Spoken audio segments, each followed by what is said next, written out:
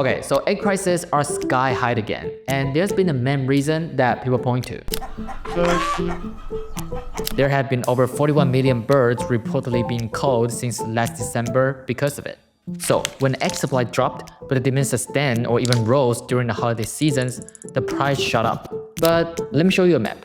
These are the 5 largest egg suppliers in the US and where they are based. Their production makes up around 40% of the total egg supply.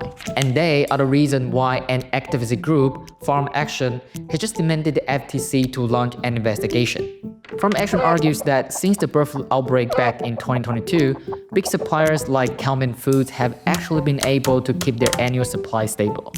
But by not increasing their capacity to ease prices, these suppliers are reaping gross profits every year when the bird flu hits. They then use the money to buy up more competitors instead of improving the condition of the flocks. But not everyone buys this idea that there's abuse of market power here. First, because eggs are a staple, their demand will be rather inelastic, which means most people will still buy them even when they're expensive. On the other hand, you can't just boost egg production overnight because it takes months for hens to mature. That's why this short-term price spike is dramatic.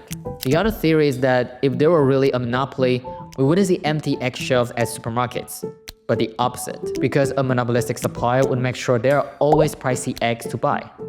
But at the moment, grocery stores like Trader Joe's are able to limit how many cartons of eggs that customers can buy instead of just letting the prices fly, which means there might be some wiggle room for price negotiation in the market. So it might just depend on which side seems more convincing to you. Meanwhile, this little guy will still be less affordable for a while.